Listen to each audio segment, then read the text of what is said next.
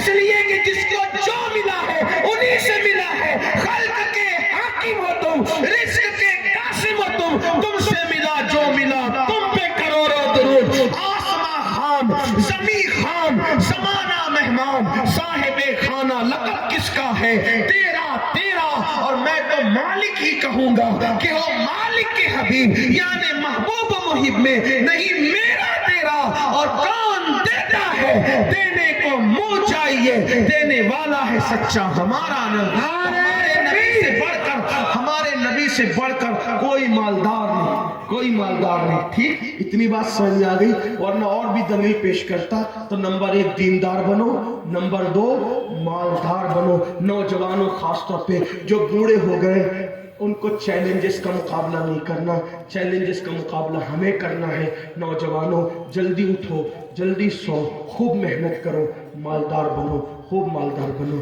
یہ لوجوں میں جو مسلم بیٹیاں بک رہی ہیں غربت کی وجہ سے, سگنلوں پر بھیک مانگ رہی ہے برقع پہن کر غربت کی وجہ سے, غربت کفر تک لے جاتی ہے. لڑکیاں جو مرتد ہو رہی ہے, لڑکے جو مرتد ہو رہے ہیں, کہیں نہ کہیں غربت کا اس میں عمل دخل ہے. غربت کا خاتمہ کرو. ایک آدمی مالدار ہے, ایک آدمی مالدار ہے, وہ دوسرے کو پیسہ لگا کر کے اٹھائے. اگر زکوٰۃ کے مستحق ہے تو زکوٰۃ اتنی دے تاکہ وہ بھی آئندہ سال زکوٰۃ دینے کے قابل بن جائے. اور بنگال والوں اگر برا نہیں مانے تو ایک بات آپ کرو ہاتھ جوڑ کے, مسجدوں کے 2-2 کروڑ کے مینار بنانے کی بجائے کوشش کرو کہ وہ 2-2 کروڑ غریبوں پہ خرچ کرو اور ان کو مضبوط کرو. اگر ہماری قوم 10 سال میں مضبوط ہو گئی تو 2 نہیں بلکہ 10 کروڑ کے مینار ہم بنا سکیں گے. اس لیے میری گزارش ہے جلسوں کے خرچے بھی کم کرو, شادیوں کے خرچے بھی کم کرو, اور سب خرچے کم کر کے اپنی قوم کو مضبوط کرو. حضور علیہ السلام اسی لیے تشریف لائے تھے. تو دیندار بنو, مالدار بنو. اور نمبر 3 ایجوکیشن پہ بہت محنت کرو. کوئی بھی جاہل نہ رہے, کوئی بھی ان پڑھ نہ رہے. خوب خوب پڑھاؤ اپنے بچوں کو. 10ویں 12ویں تک کبھی مت رکنا, بلکہ اپنے بچوں کو IAS بناؤ, IPS بناؤ, ڈاکٹر بناؤ, انجینئر بناؤ. ڈاکٹر بھی BUMS والا مت بناؤ بلکہ MD اور اعلیٰ سے اعلیٰ ڈگری دلاؤ. اب آپ کہیں گے مولانا پیسے نہیں ہے. میں آپ سے کہتا ہوں ہر سال عید پہ نیا کپڑا نہ بنانا پڑے نہ بناؤ, دھلے ہوئے کپڑوں پہ عید کر لو, لیکن اپنے بچوں کی تعلیم پہ خرچہ کرو. اسی طریقے سے کسی اور جگہ پر پیسے لگانے کی بجائے 10 سال اگر ان 3 نکات پر آپ نے محنت کر دی, دیندار بنو, مالدار بنو اور ایجوکیشن کو عام کرو, ہر بندے کو پڑھا لکھا بناؤ. آپ کہیں گے مولانا نوکری نہیں ملتی. میں کہتا ہوں ہم نوکری کے لیے نہیں پڑھتے, ہم اچھا انسان بننے کے لیے پڑھتے ہیں. اس لیے کہ پڑھے لکھے کی تجارت میں ان پڑھ کی تجارت میں فرق ہے, پڑھے لکھے کی گفتگو میں ان پڑھ کی گفتگو میں فرق ہے, پڑھے لکھے کے اٹھنے بیٹھنے میں ان پڑھ کے اٹھنے بیٹھنے میں فرق ہے. دیکھو آپ یہ نہیں کہتا ہوں کہ آپ سب ان پڑھ ہو, لیکن ایک بات آپ سے کہتا ہوں, محفل میں پڑھے لکھوں کا انداز اور ہوتا ہے, ان پڑھ لوگوں کا انداز اور ہوتا ہے. کھانے میں, پینے میں, اٹھنے میں, بیٹھنے میں تعلیم کو عام کرو. دنیا بھی پڑھاؤ, آخرت بھی پڑھاؤ. اپنے بچوں کو اتنا علم دو کہ وہ مسلمان رہے, سچے مسلمان رہے, اور اپنی بچیوں کو بھی اتنا علم دو سچی پکی مسلمان رہے. اور اسکول, کالج, یونیورسٹی میں اعلیٰ سے اعلیٰ تعلیم دلاؤ. اور یاد رکھنا غربت کا بہانہ مت بناؤ. بیٹیا کی شادی ہوتی ہے تو لاکھوں روپے کہاں سے آتے ہیں. اور آپ سے کہتا ہوں 8 گھنٹے محنت کرنے کی بجائے 16 گھنٹے محنت کرو. محنت میں پیچھے مت ہٹو, اپنے بچوں کو پڑھاؤ.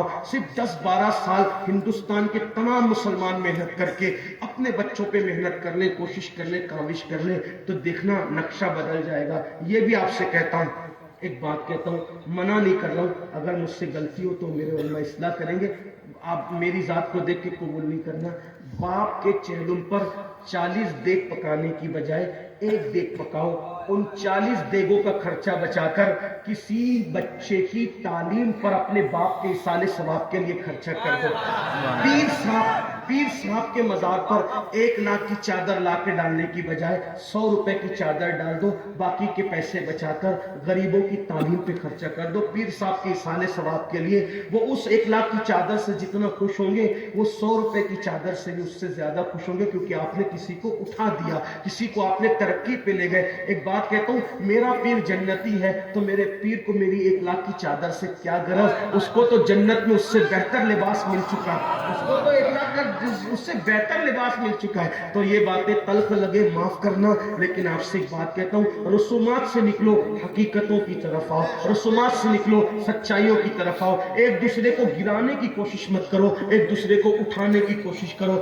آپس کے جھگڑے ختم کرو. تیرا سلسلہ بڑا، میرا سلسلہ بڑا، تیری برادری بڑی، میری برادری بڑی، تیرا پیر بڑا، میرا پیر بڑا. یاد رکھنا، ہم سب کا سب سے بڑا پیر مصطفیٰ جان رحمت ہے، وہ سب کے پیر ہے، اور ان سے بڑا کوئی ہو ہی نہیں سکتا اللہ کی مخلوق میں. ہمارے امام نے کہا، اور پوری دنیا متفق ہے کہ ہمارے پیر سب سے بڑے ہیں. ظاہر سی بات ہے، سارے پیر ان کی نالین میں ہے، اور وہ سب پیروں کے پیر ہیں. میرے امام کہتے سب سے اولا وہ اعلیٰ ہمارا نبی، سب سے بالا وہ اعلیٰ ہمارا نبی، اپنے مولا کا پیارا ہمارا نبی، دونوں عالم کا دولہ ہمارا نبی. سارے اچھوں میں اچھا سمجھیے جسے، ہے اس اچھے سے اچھا ہمارا نبی. سارے اونچوں میں اونچا سمجھیے جسے، ہے اس اونچے میں اونچا ہمارا نبی. ہمارا نبی اتنا اونچا ہے کہ اللہ اکبر، تاج روح القدس کے موتی جسے سجدہ کریں، تاج روح القدس کے موتی جسے سجدہ کریں، رکھتی ہے کتنا وقار. اللہ اکبر. ایڑیاں کوئی برادری بڑی نہیں، کوئی برادری چھوٹی نہیں. میرے آقا فرماتے ہیں